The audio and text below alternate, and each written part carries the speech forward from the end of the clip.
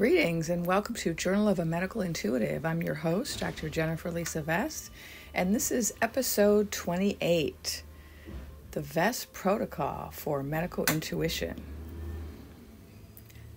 Some of you may be familiar with the fact that I'm a medical intuitive and that I've developed my own protocol that I now teach.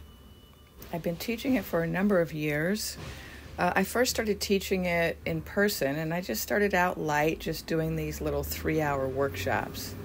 And this was because my students kept asking me to. I was teaching a lot of other classes. I was teaching psychic development. I was teaching Reiki. I was teaching intuitive healing, energetics. I was teaching mediumship. And, my students were like, "You're a medical intuitive. Why aren't you teaching medical intuition?" And there was a very good reason for that. And that was that I didn't know if it could be taught because I didn't have a human teacher who taught me medical intuition. I had a lot of teachers. I've always had a lot of teachers. And they taught me a lot of things which I combined in order to come up with the protocol for doing medical intuition. And so, I had all these great teachers. I had traditional teachers in Afro-Caribbean healing, and I had teachers in Native American Sweat Lodge, and I had teachers in the spiritualist community teaching me about psychic development, mediumship, energy, spiritual healing. I had a Reiki teacher. I studied hypnosis. I studied pranic healing. So I had a lot of teachers. And I also always had my spirit teachers. And those are the teachers that have been working with me since, for as long as I can remember, since I was a very small child. And my spirit teachers, would come and get me as a small child and take me out of my body and take me to the other world where I would go to spirit class. And I would learn all kinds of things in spirit class. They would also take me on tours of the future, of the past, of other parts of the world, and just kind of gave me a kind of well-rounded spirit education, you might call it, whatever that is. It felt that way to me. And so I've always had teachers, right? You cannot be a healer without teachers.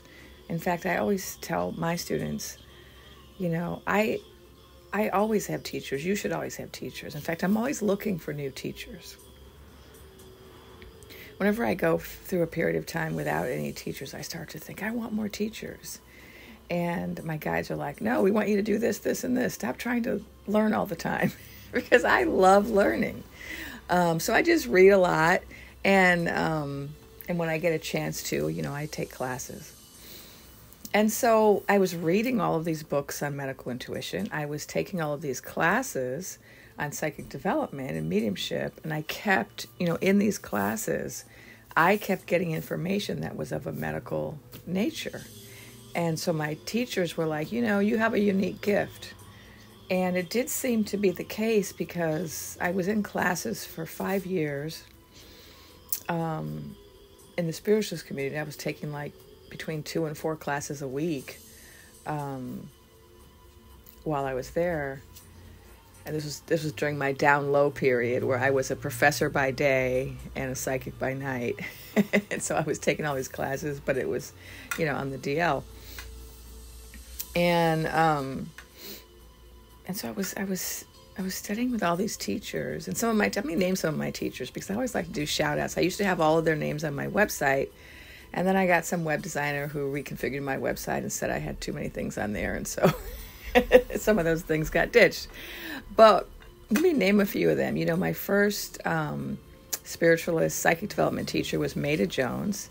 And I started studying with her in Orlando, Florida. And then she took the class on a field trip to the Cassadaga Spiritualist Community, which is in Cassadaga, Florida. And I was just smitten with the place. The energy was amazing. It's on a vortex.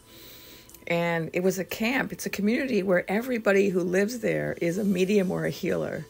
And they offer classes, and they have fairs, and they have different events. And because it's a spiritualist community, their church is readings. Like you go to church and there's a medium on the dais giving readings to people, and you go to the church and there are healers in the back of the room, and you're getting healings. And so I just fell in love with the whole community, the whole religion, the whole concept, thanks to Maida Jones. And so before Maida Jones, I had a lot of more traditional teachers that I did not seek out, who were always seeking me.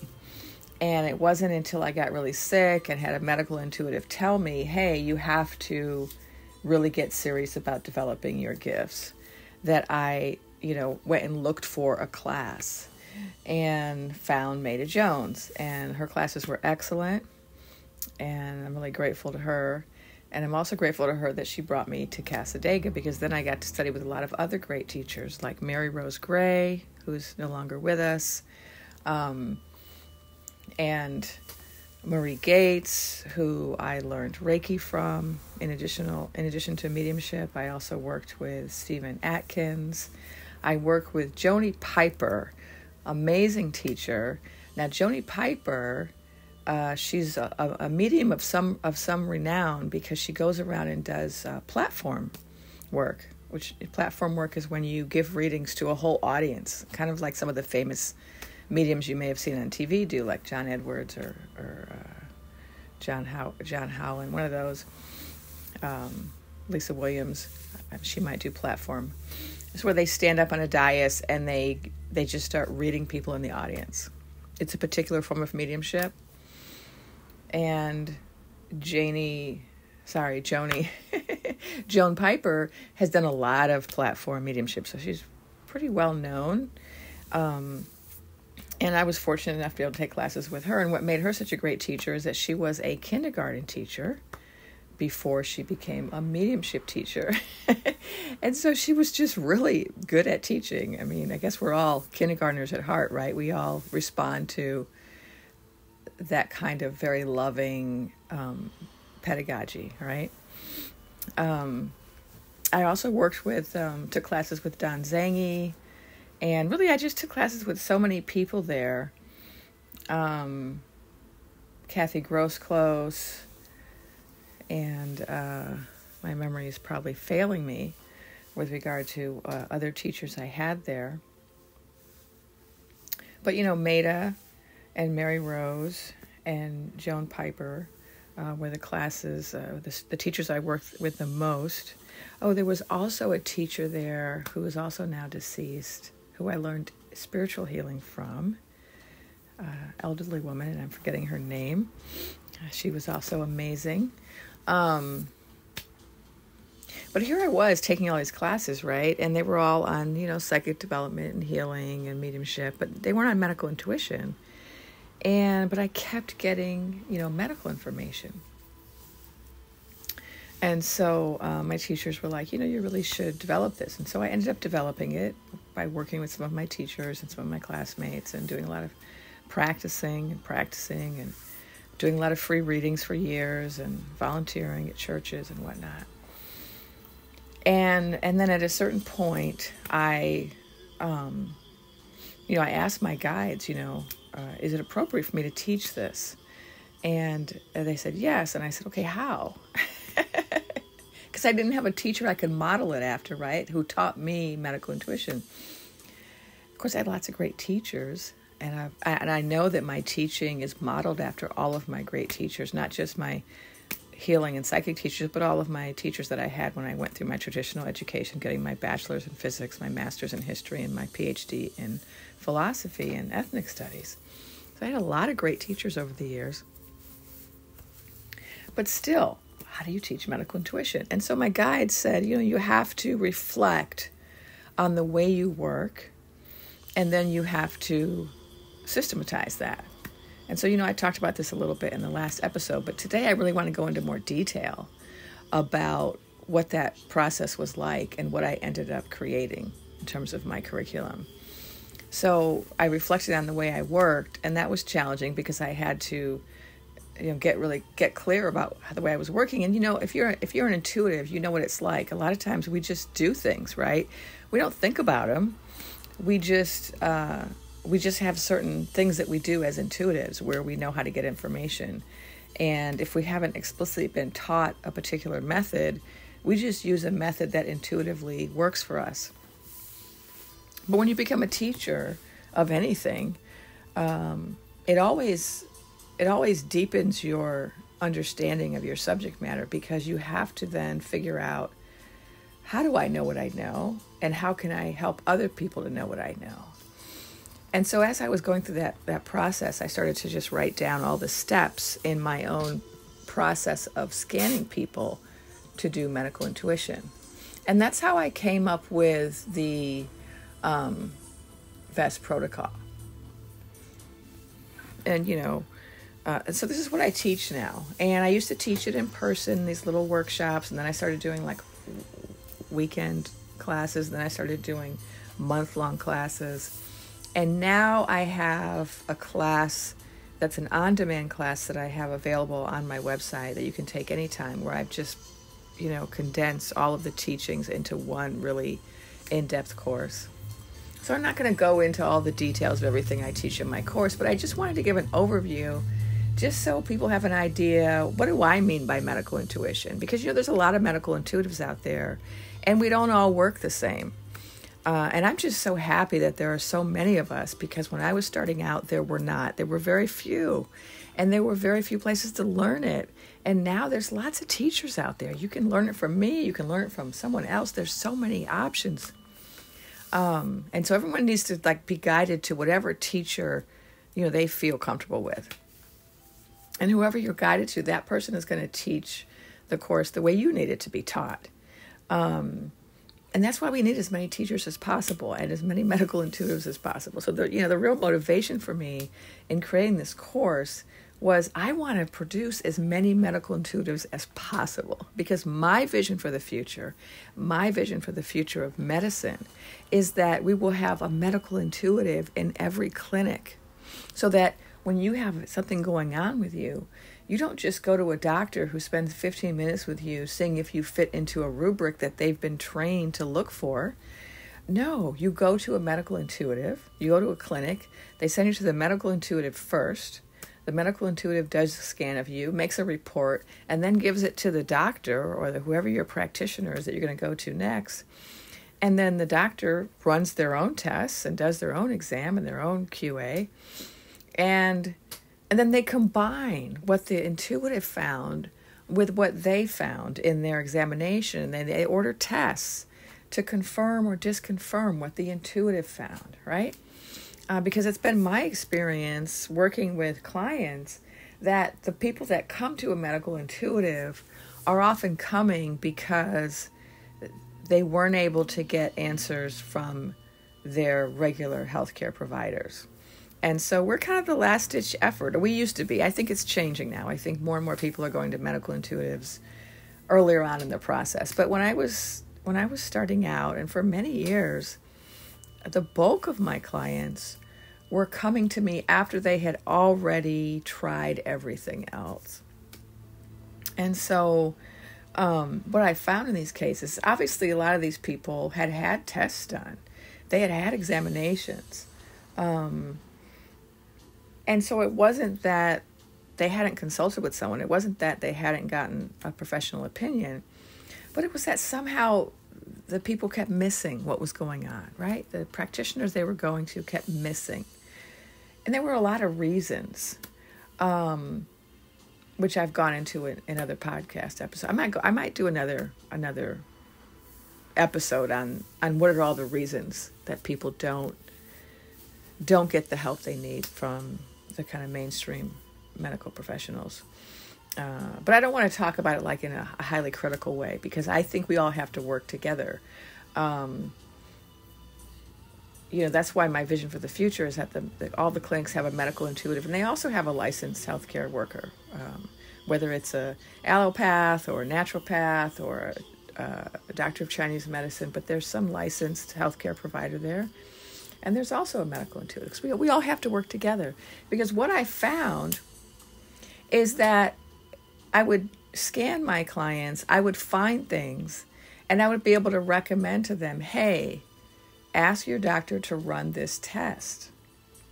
And then their doctor could get the objective empirical data that backs up what I found, right? And that's what we need, right? In the future is we want to combine the intuitive with the empirical.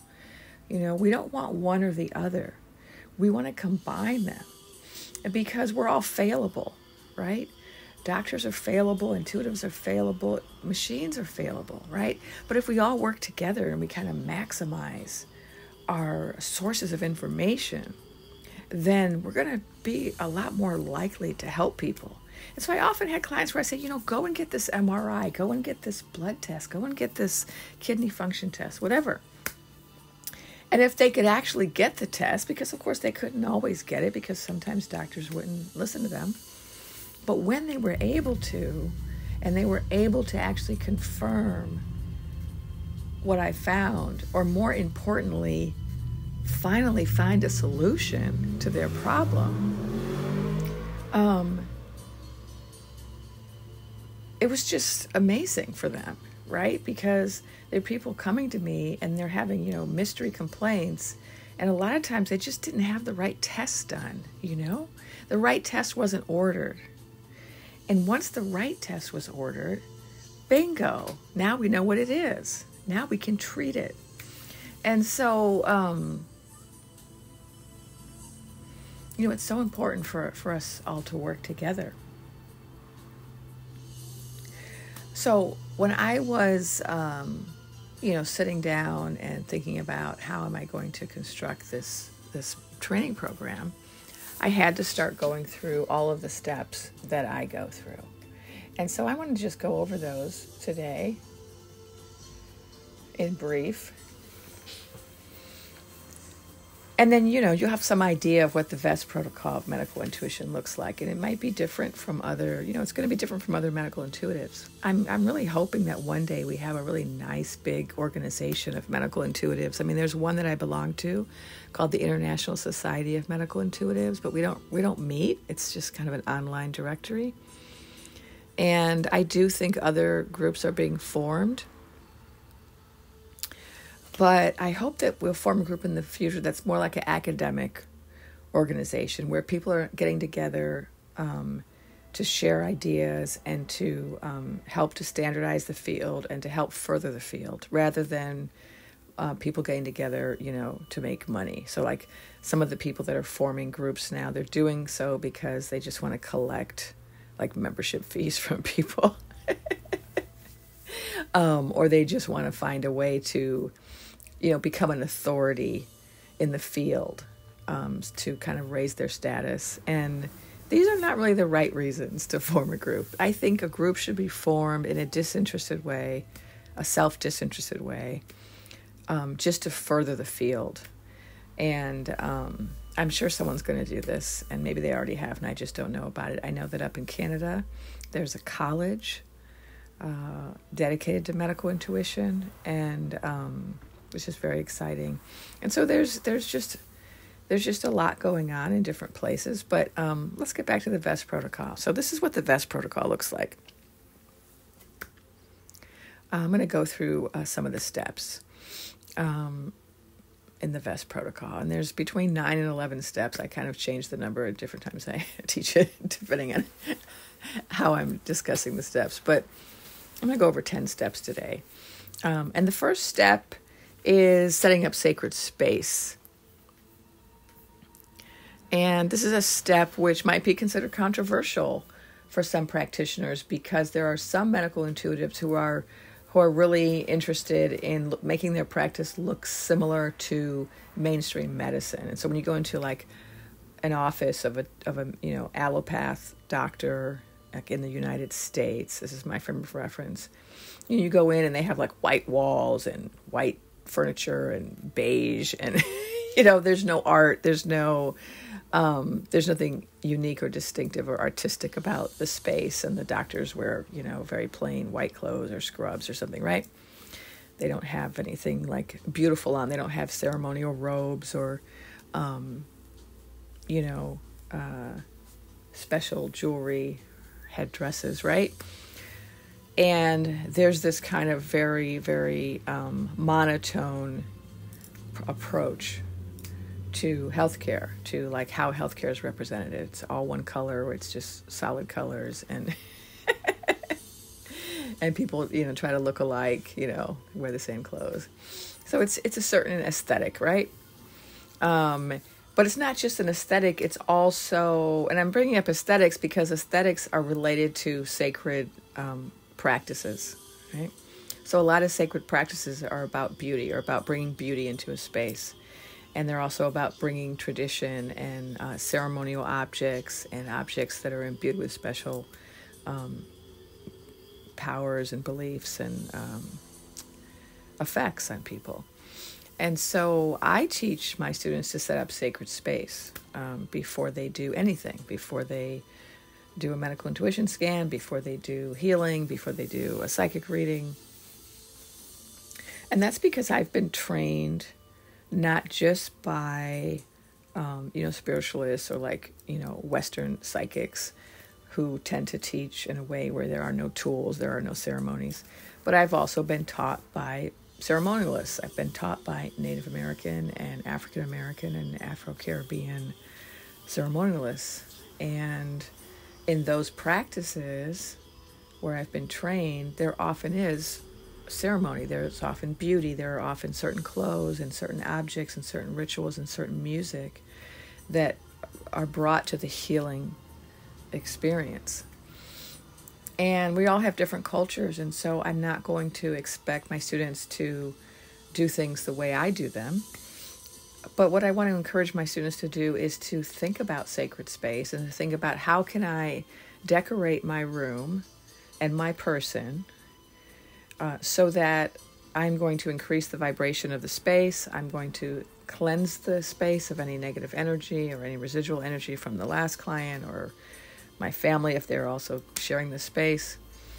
And how am I going to make it a really comfortable place for my client that's going to really put them at ease? And so that's, setting up sacred space. It might have to do with how you decorate a room, how you, whether you use an altar or crystals or flowers or sprays, or whether you burn some herbs, you put up certain types of artwork, you play certain types of music, and all of those things can be used to set up sacred space. And that's really the first step of the VEST protocol for medical intuition. Now, the second step is doing a self-inventory, and this is where the medical intuitive has to take stock of themselves, what's going on with them physically, what's going on with them emotionally, so that you are sure that you are ready to perform a scan. You don't want to get in the way, right? The third step is doing a full body scan, and this is where you act like an MRI machine using clairvoyance, and you scan the body from head to toe. A variation on this is to do a question scan, and that's where the client asks you a question, and then you just scan whatever part of the body you think is relevant to the question. Next step is a system scan. Now, a system scan is when you are scanning through, I like to think of it as layers, but you're scanning the area that you've identified. Oh, so I think I might have misplaced my steps, but I put them as steps, but of course they don't all happen in a linear fashion. But you learn them that way. I teach them that way in the VEST protocol, and then once you become a developed medical intuitive, you start to move the steps around as needed.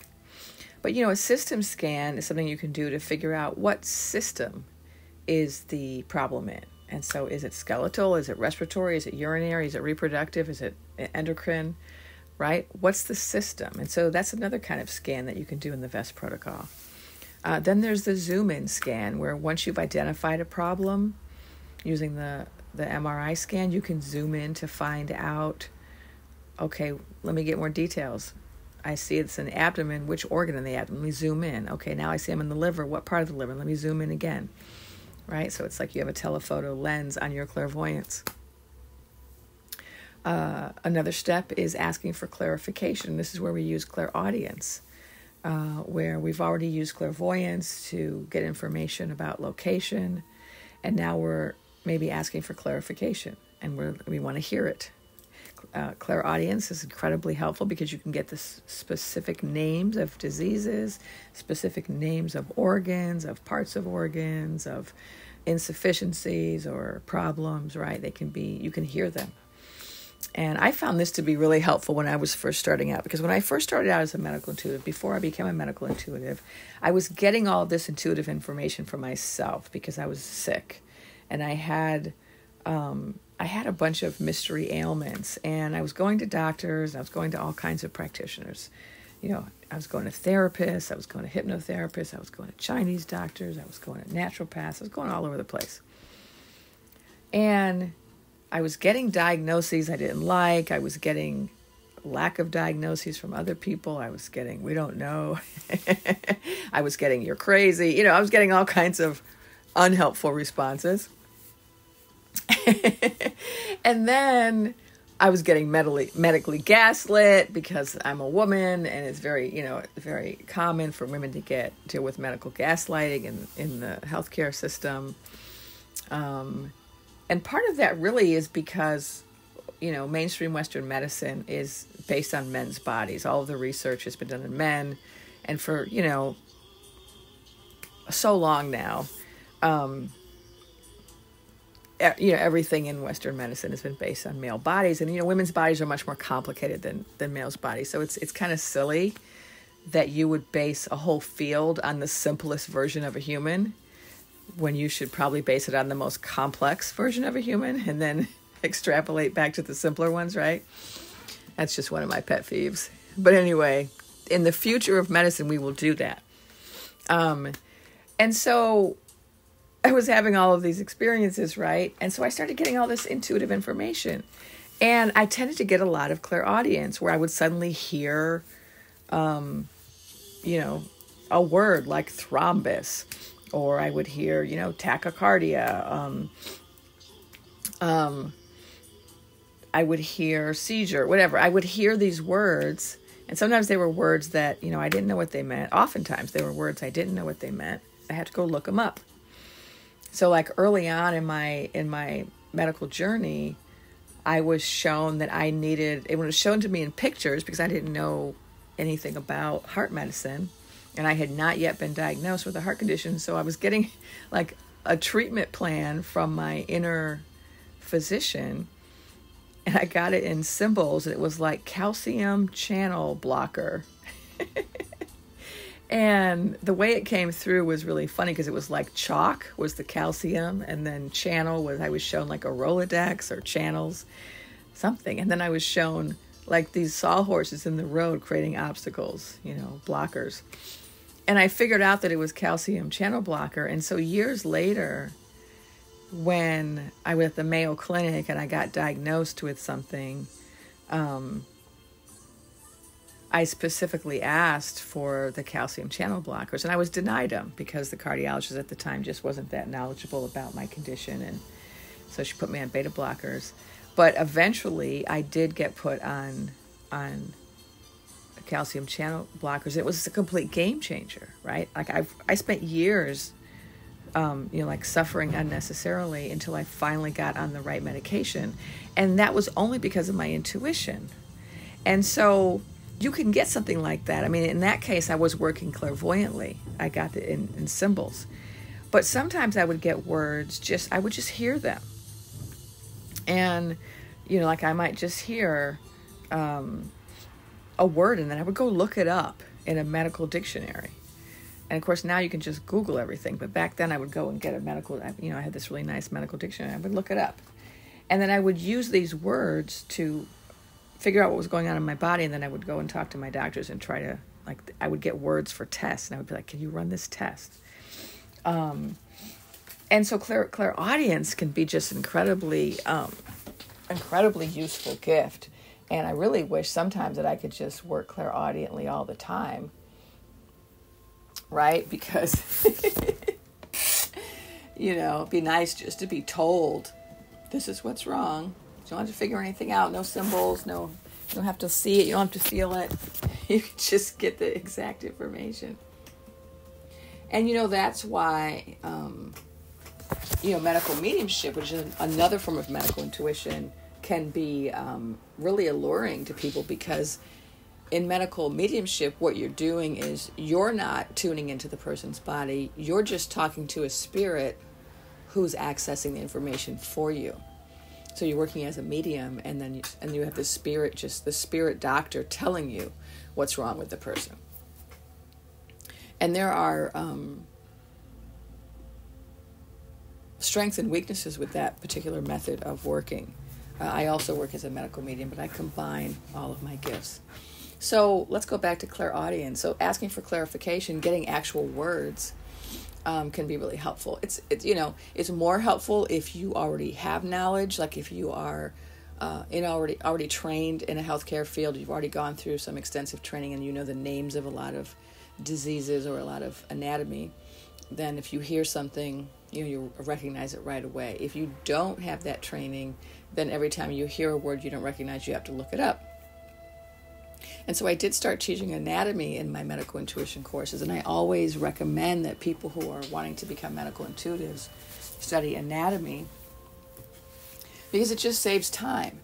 Because if you can hear and see very clearly the part of the body where something is, it just speeds up the scanning. It just makes it easier than being like, oh, I see a round organ that's kind of the shape like this. It's on the right side of your body. I'm not sure what it is, right? But if you know where, oh, that's a kidney, oh, that's an ovary, right? Remember when I first started out, I was always getting kidneys and ovaries mixed up, because the way I see the body clairvoyantly, I see, shapes. And the ovaries, it's like you have a twin set, right? One on each side, and then the kidneys are the same, and they're both kind of in the same region of the body. And so I used to see them similarly. But if you know anatomy, you're going to understand more of what you are hearing, if you're hearing anatomy terms, and it's also going to help you with what you're seeing. And so asking for clarification, that's another step. Another step is reaching out for causes. Let's say you find something, a problem, but that problem was caused by something else.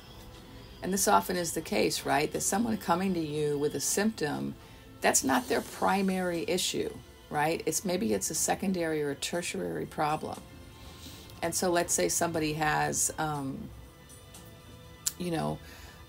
digestive disorder where they're unable to absorb certain nutrients. And then that ends up affecting their kidneys. And then as a result of their kidney malfunction, they start having a problem with edema, where they're suddenly swollen up and they're having problems with fluid in their body. And they come to you and their complaint is, oh, I can't lose weight. I've just blown up and it doesn't seem to matter what I eat. And they might talk about some other symptoms. And so, if you have this step where you can look for causes, maybe you find edema, right, in their body. You're like, oh, okay, I found the cause of your weight gain, your unexplained weight gain. It's edema, right? It's water retention. And then you want to find out, okay, what caused that? So you have to look for causes. And that's another step of the protocol. Now, another step of the protocol, the VEST protocol, is telepathy with the body. And so telepathy is a gift where you can communicate like mind to mind with another person. But telepathy can be done with animals, and it can also be done with organs. It can also be done with plants and rocks. This is what my tradition believes, that we can talk to everything. So telepathy with an organ allows you to ask questions of an organ. So let's go back to the example I gave where, the problem looks like weight gain, and then that looks like it's caused by fluid, and then that looks like it's caused by a kidney problem. But then it turns out that the real problem is the malabsorption of nutrients and the lining of the stomach, say. In that case, you might want to have a conversation with the stomach and find out what's wrong, what do you need, you might want to have you might start with a conversation with the kidney, and then the kidney might tell you, it's not me, it's the stomach, right? Don't blame me. I'm just responding to adverse conditions, right? So having these conversations with organs can be really helpful. And then we have the, and so all of these steps that we've been going over at the first part of the VEST protocol are all having to do with physical symptoms and physical causes of physical symptoms. But the VEST protocol for medical intuition actually looks at physical causes of physical symptoms, emotional causes of physical symptoms, and spiritual causes of physical symptoms. But I spend a lot of time in the VEST protocol teaching about identifying physical causes of physical ailments. Even though most diseases and illnesses are caused by a combination of physical, emotional, spiritual causes, right?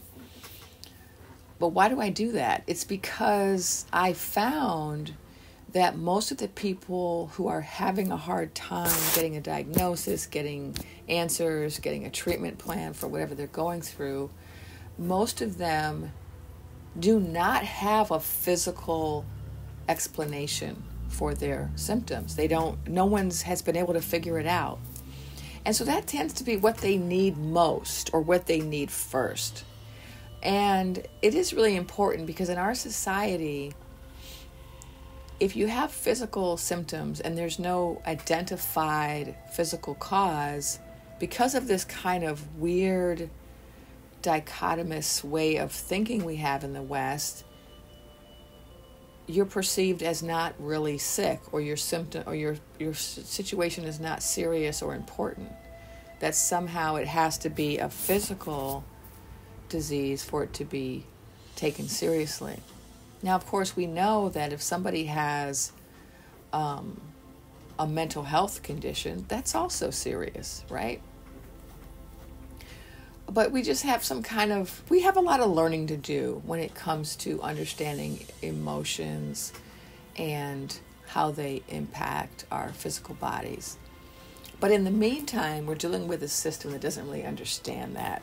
And so what I often have is people coming to me who have really been harmed by the medical system because they have been treated in ways that are, disrespectful, not validating, not validating their experience, and bottom line, not helping them get better. I mean, that's really what they want, right? They want to be better. And so what people really often need most is they need to know physically what's going on. And so this is why, the VEST protocol focuses a lot on physical causes. Also because I do think that's the strength of medical intuition. We have lots of other modalities out there that do other things, that address other things. And what's unique about medical intuition is that it really does address physical illness. Yes, it also addresses emotions. Yes, it also addresses spiritual topics. But what's unique about medical intuition is that it provides verifiable and actionable information about the physical cause of symptoms. And that's what people need oftentimes when they come to me, or they come to a medical intuition. They need to know what's causing this, right? Now, when people want to get into the why, that's when we might get more into spiritual causes. Spiritual causes are going to tell you the why. Emotional causes might tell you the why. Physical causes tell you the what. What's causing these symptoms, right? And so we spend a lot of time in the VEST protocol looking at what is causing these symptoms. What physically, physiologically, structurally, pathologically is going on in this body to create these symptoms, right? Now, once we do that in these first, 9 steps that we have in the protocol, we then have a couple of more steps where we start looking at things like emotional causes. And so there's an emotional body scan. And this is where you're bringing in more of your intuitive healing gifts, where you're learning how to perceive the aura, and to access emotional causes of illness that way. Also, the telepathy with the body can help us to access emotional causes of illness. And oftentimes illness is, I have found, caused by physical and emotional causes. But like I feel like a broken record when I'm always talking about this. Our mainstream medical institutions don't really have a handle on this yet.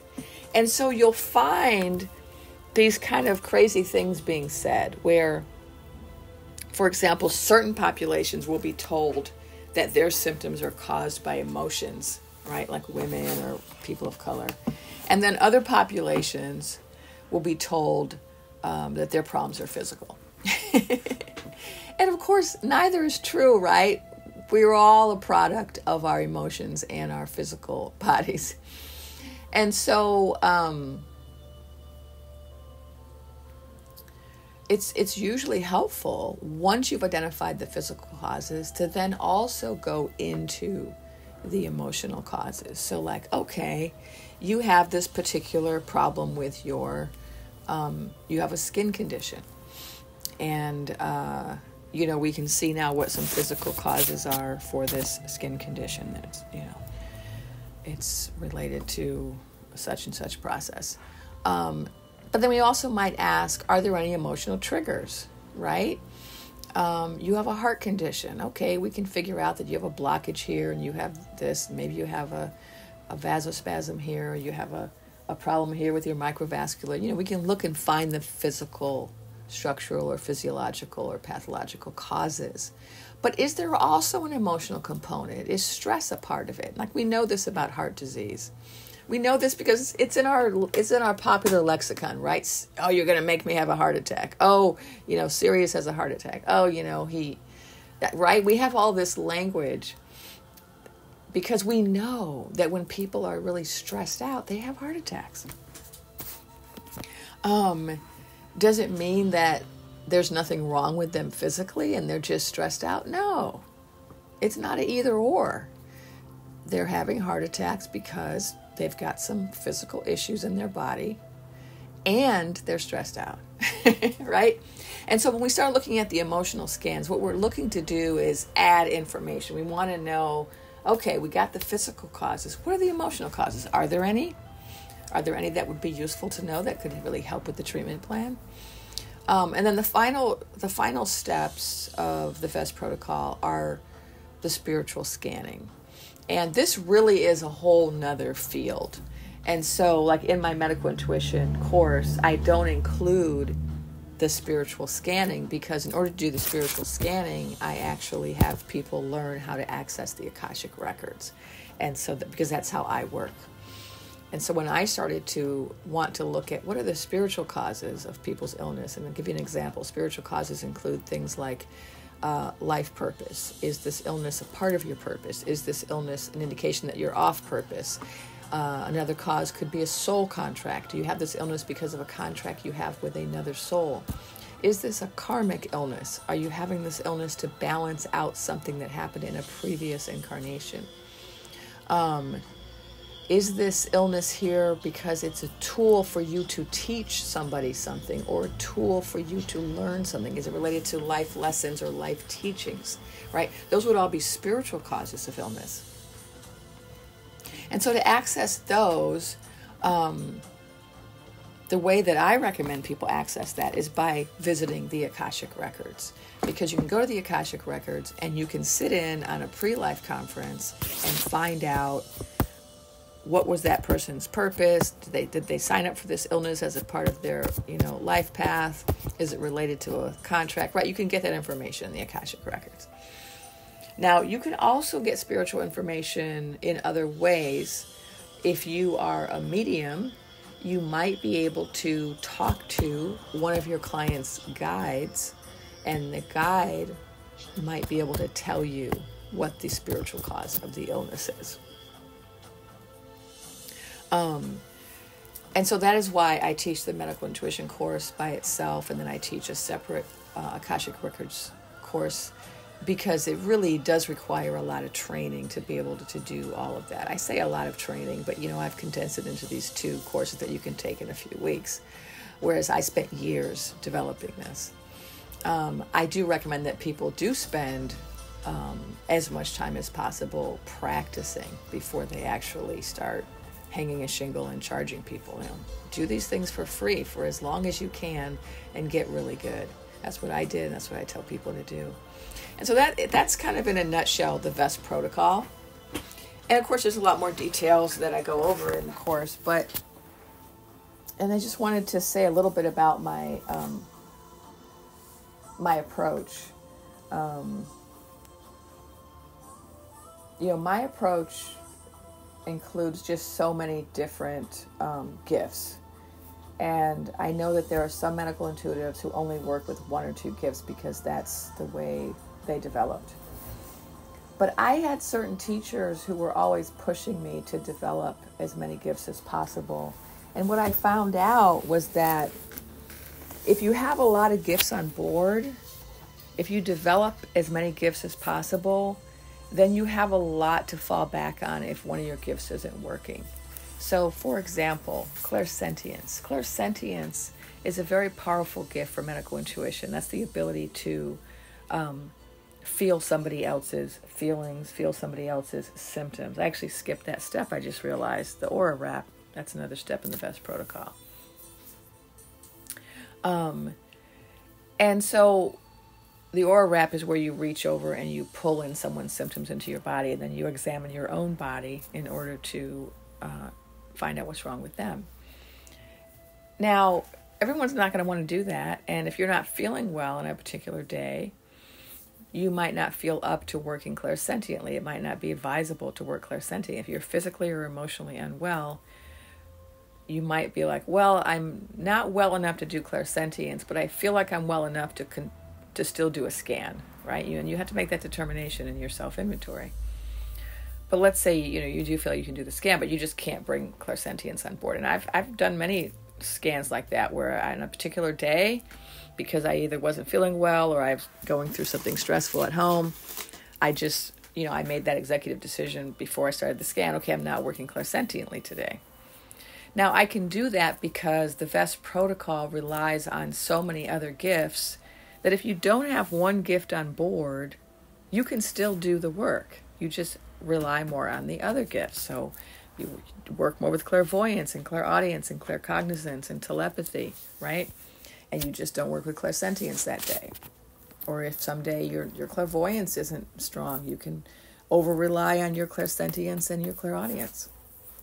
So the VEST protocol teaches students how to really bring all those gifts on board and use all of those gifts to do the scanning.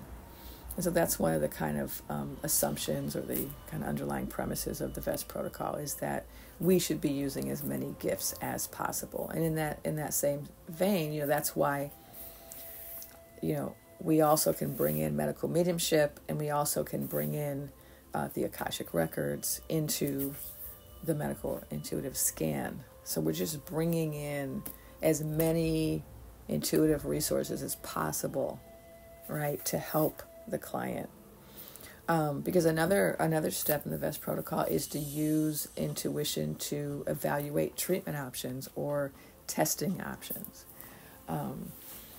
So I designed the VEST protocol in such a way that I set it up so that I feel that anybody with any kind of background in intuition, any kind of development, whether it's clairvoyance or clairaudience, it doesn't really matter what your background is. If you already have some type of gift on board, you can learn the VEST protocol and develop additional gifts and learn how to do this work.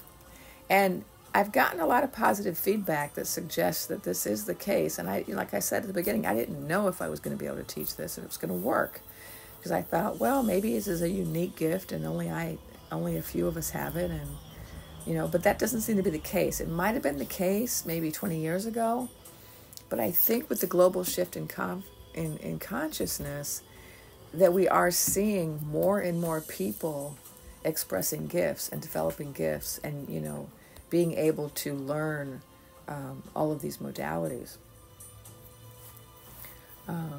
So that's my VEST protocol, kind of in a nutshell. And if you want to know more about it, you can take my medical intuition course, which is on my website. You can look in the podcast notes.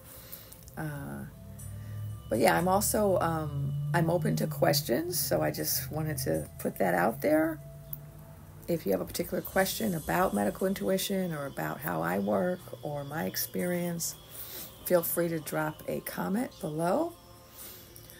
If you want to support this podcast, you can join my Patreon account, Jennifer Lisa Vest. You can also always just Venmo me at Jennifer Lisa Vest on Venmo. Or you could sign up for one of my classes. Feel free to reach out with any suggestions for podcast topics and also any feedback. If you like what you're hearing, if there's some things you don't like, you want me to talk less about, let me know. I really enjoy sharing, and whenever I'm encouraged to share more, I share more. And so I've been recording more episodes lately because I was getting a lot of requests for more episodes. And so I'm going to try to, do this more consistently now because I do enjoy it.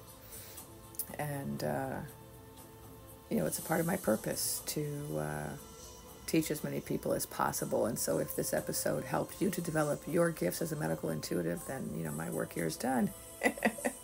Or if it helped to confirm some things for you or helped to set you on a path to get more training, whether from me or someone else, then it has been a success. So thank you for joining me. This has been Journal of a Medical Intuitive. I'm your host, Dr. Jennifer Lisa Vest. See you next time.